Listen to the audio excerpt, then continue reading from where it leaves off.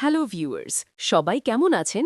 আমি আবার ফিরে এলাম আপনাদের প্রিয় ধারাবাহিক গহনার নতুন পর্ব ৩১৪ এর একদম ফ্রেশ, ক্লিন আর ডিটেইলড এক্সপ্লেনেশন নিয়ে। তাহলে আর দেরি না করে চলুন শুরু করা যাক আজকের জমজমাট পর্বের পুরো কাহিনী। আজকের পর্বে আলিয়া দূর থেকে লক্ষ্য করে গহনা বাইরে বেরিয়ে যাওয়ার বদলে সোজা আউটহাউসের দিকেই এগিয়ে যাচ্ছে। আর ওই আউটহাউসেই তো রয়েছে আয়ুষ্মান। সঙ্গে সঙ্গে আলিয়ার মাথায় বাজে সতর্ক ঘণ্টা। সে মনে মনে ভাবে, গহনা যদি আয়ুষ্মানের কাছে পৌঁছে যায় তাহলে আমার সব চালাকি এক ঝটকায় ফাঁস হয়ে যাবে। এই ভয়ে সে দৌড়ে এসে দরজার কাছে পৌঁছায়। ঠিক তখনই গহনা দরজা বন্ধ করে ভেতর থেকেই বলে, আগে এই খাটমলগুলো বের করো, তারপর আমি বাড়ির ভেতরে আসব। আলিয়া আতঙ্কে বারবার দরজা খুলতে অনুরোধ করে, কিন্তু গহনা কোনোভাবেই দরজা খুলল না। আলিয়ার মাথায় তখন একটাই ভয় ঘুরছে, আয়ুষ্মান যে শুধু আমার নামই জপছে, এর পেছনে আমি যা করেছি, যদি গহনা সেটা জেনে ফেলে তাহলে সব শেষ। এদিকে আয়ুষ্মান গহনাকে দেখে আবেগে ভেসে যায়। সে কাঁপা গলায় বলে, তুমি আমার গল্পের অর্ধেক, তুমি আমার গহনা। এই কথা শুনে গহনার চোখ ছলছল করে ওঠে, কিন্তু আবেগের মাঝেও সে লক্ষ্য করে আয়ুষ্মানের আচরণ একেবারেই স্বাভাবিক নয়। কখনো হঠাৎ রেগে যাচ্ছে, আবার মুহূর্তের মধ্যেই দুর্বল হয়ে পড়ছে।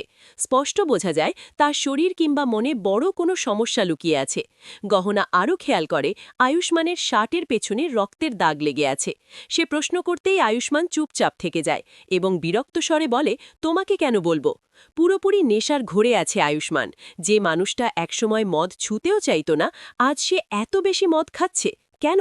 গহনা তাকে বোঝানোর চেষ্টা করে, এভাবে নিজেকে ধ্বংস করছো কেন? কিন্তু আয়ুষ্মান রেগে গিয়ে পাল্টা বলে, ফ্রির উপদেশ দিতে এসেছো, দূরে যাও। তবু গহনার চোখ এড়ায় না, আয়ুষ্মানের পিঠে কিছু একটা আছে। কেন সেখানে রক্ত বেরোচ্ছে, কেন সে ব্যথায় কুঁকড়ে যাচ্ছে, এই রহস্য গহনাকে জানতেই হবে।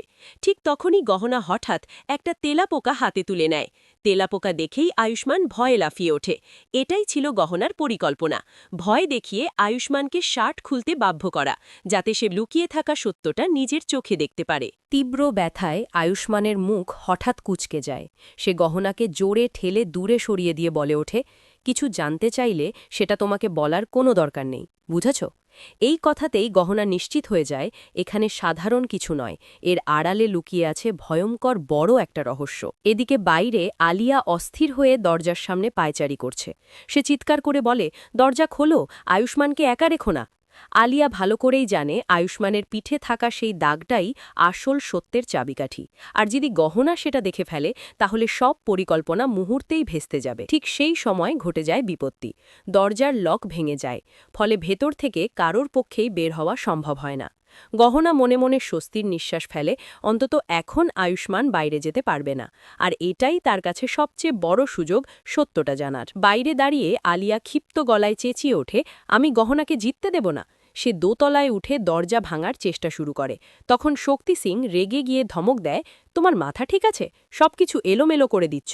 কিন্তু আলিয়া সোজাসাপটা জানিয়ে দেয়, আমি আয়ুষ্মানকে গহনার সঙ্গে একা থাকতে দেব না। এর মধ্যেই দুজনের গায়ে রং ছিটে পড়ে, এমন অবস্থা যে বাইরে থেকে দেখলে মনে হয় যেন একটা রঙিন হাঁসের জুটি। গহনা হালকা মজা করে কথা বলতেই আয়ুষ্মান লজ্জা আর বিরক্তিতে চুপ করে যায়। বাইরে দাঁড়িয়ে এই দৃশ্য দেখে আলিয়ার রাগ আরও বেড়ে যায়। গহনা এবার আয়ুষ্মানকে জোর করে শার্ট পাল্টাতে বলে, কিন্তু সে বারবার অস্বীকার করে। কারণ একটাই, নিজের শরীরের দাগ সে কোনোভাবেই গহনাকে দেখাতে চায় না। শেষ পর্যন্ত রাগে ফেটে পড়ে সে বলে, তোমার দেওয়া শার্ট আমি কোনো দিন পরব না। কিন্তু গহনার একটাই লক্ষ্য, যেভাবেই হোক আয়ুষ্মানের পিঠটা তাকে দেখতেই হবে। সে দৃঢ় স্বরে বলে, তুমি কেন আমার হাত ছেড়েছিলে সেটা না বলা পর্যন্ত আমি তোমাকে যেতে দেব না। আয়ুষ্মান চেঁচিয়ে ওঠে, দূর হও, দরজা খোলো। কিন্তু গহনা এক চুলও নড়ে না।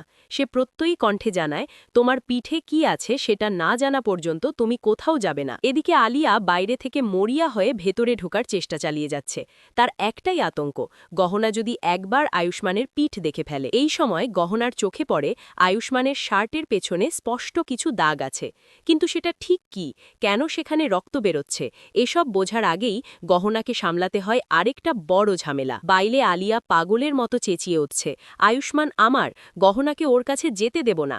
আর এই তীব্র উত্তেজনার মধ্যেই সাসপেন্স রেখে শেষ হয়ে যায় আজকের পর্ব। তো ভিউয়ার্স, এটাই ছিল গহনা সিরিয়ালের আজকের পর্ব ৩১৪ এর সম্পূর্ণ ও বিস্তারিত ব্যাখ্যা।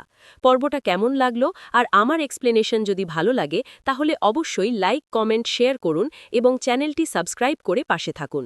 খুব শিগগিরই আবার দেখা হবে পরের পর্বের এক্সপ্লেনেশন নিয়ে। ততক্ষণ সবাই ভালো থাকুন।